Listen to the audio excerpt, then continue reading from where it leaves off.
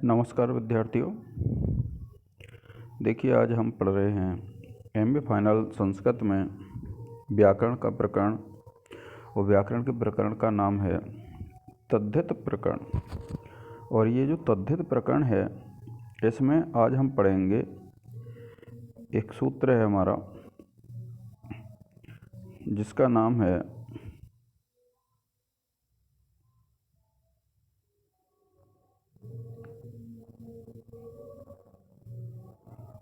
देखिए अनिर्स्यांतर्ये विदादिभ्यो अयम्। यह सूत्र है। कौन सा सूत्र है विद्यार्थियों? कि अनिर्स्यांतर्ये। तो अनिर्स्यांतर्ये का मतलब होता है कि विदादि गण से गोत्र अर्थ में आया प्रत्यय होता है। क्या कहते हैं? देखिए कि विदादि गण से गोत्र अर्थ में आया होता है, और जो ऋषि होता है, और जो ऋषि भिन्न विदादि गण पठित शब्द हैं, उनसे अनंतर अपत्य अर्थ में आया होता है।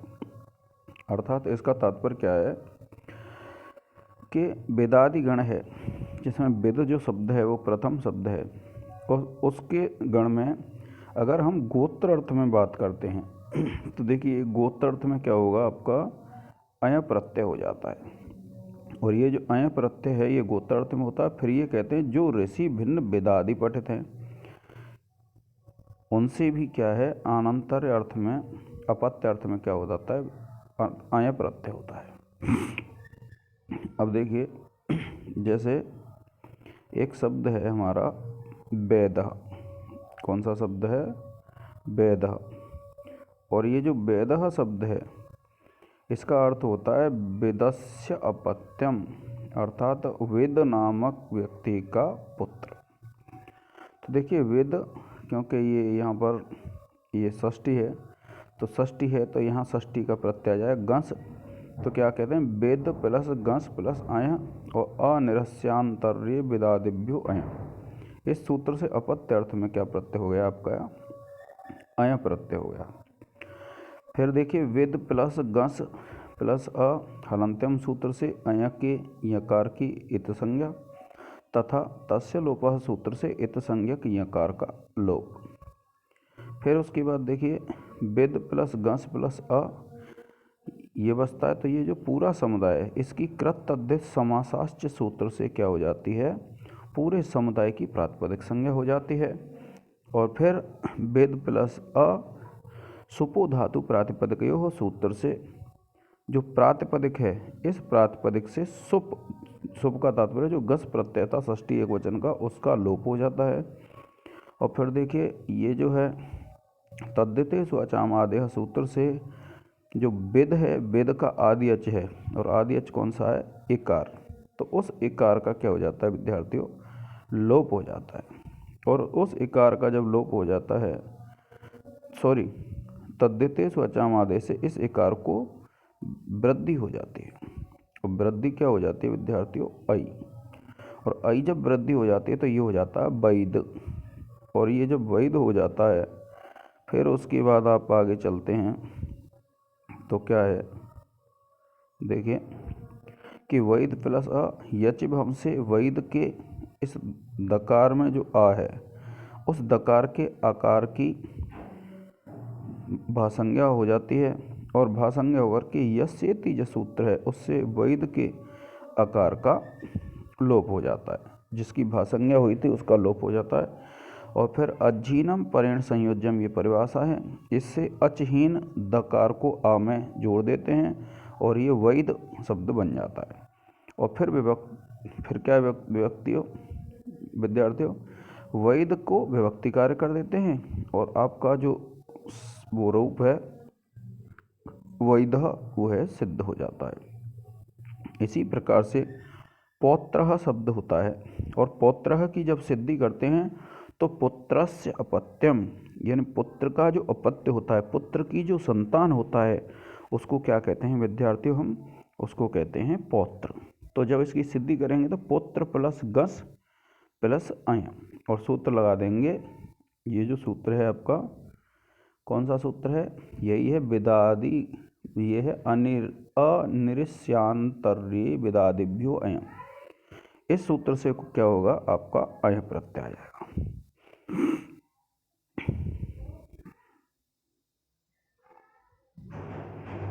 अब देखिए ये है, अब ये जो है आपका दूसरा शब्द है। जैसे हम वेद को बहुवचन में सिद्ध करते हैं तो ये बन जाता है विद्यार्थियों वेद, विदाह। और विदाह कैसे बनेगा आपका, जिस प्रकार आपने वैदह सिद्ध किया है, तो आपको एक सूत्र बताया था मैंने, और ये जो सूत्र है योश्च, ये सूत्र ये कहता है कि अगर हम बहुवचन में सिद्धि कर रहे हैं तो अय और एक सूत्र और यय, इन दोनों का लोप हो जाएगा। कौन सा, एक तो अय और एक यय, ये दो प्रत्यय लगे हों उनका लोप हो जाएगा। और हमारे यहाँ क्या लगा हुआ है, अय लगा हुआ है, तो इस अय का लोप हो जाएगा। और इस अय से जो भी कार्य होते, जैसे आपने वैदह सिद्ध किया था, वैदह के बाद आप क्या करेंगे, यय योश्च सूत्र से वैद में से अय का लोप कर देंगे। और अय का जब लोप कर देंगे विद्यार्थियों, तो आपके पास फिर से क्या रह जाएगा, ये विद रह जाएगा। और विद है, अब इस विद में क्या, विद में आप जस प्रत्यय लगा देंगे, और जब जस प्रत्यय लगा देते हैं तो विद्यार्थियों ये आपकी सिद्धि पूर्ण हो जाती है। तो आपका जब जस प्रथमा बहुवचन में सिद्ध करेंगे सौजस से, तो विदाह शब्द क्लियर हो जाता है।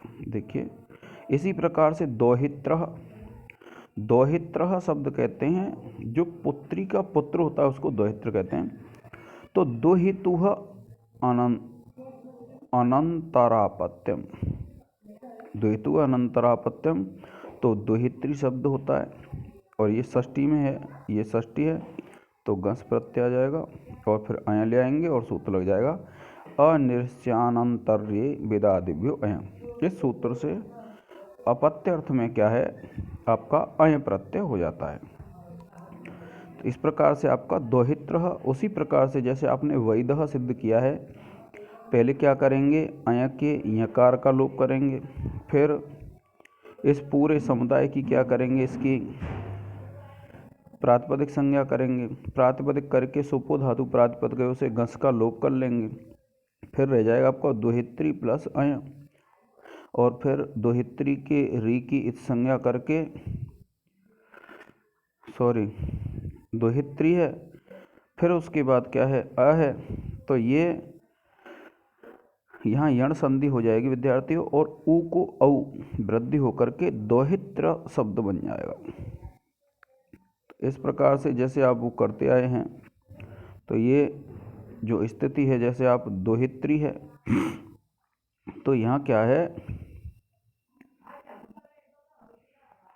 ये दोहित्री है, और दोहित्री के बाद आपका मान लीजिए आ है, तो ये री और ये आ मिलके दोनों क्या हो जाएंगे विद्यार्थियों, त्र हो जाएंगे।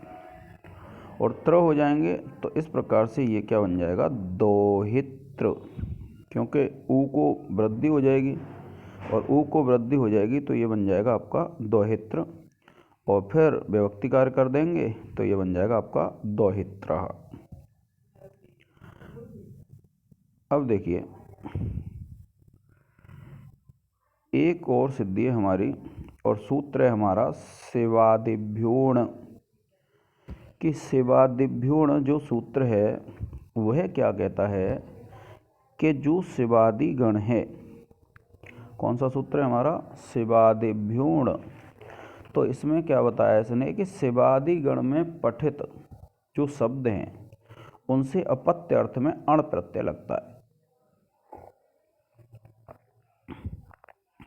यह एक शब्दों का समूह है विद्यार्थियों, और यह जो शब्दों का समूह है, कौन सा, ये जो सेवादिगण शब्दों का जो समूह है, इसमें दो शब्द दिए हुए हैं यहाँ, एक तो शिव दे रखा है और दूसरा गंगा दे रखा है। तो जब आप देखते हैं कि शिवादिव्योहण का तात्पर्य है, शिवादिव्योहण का तात्पर्य शिवादि गण में जो पढ़े गए शब्द हैं उनसे अपत्य अर्थ में अण प्रत्यय होता है।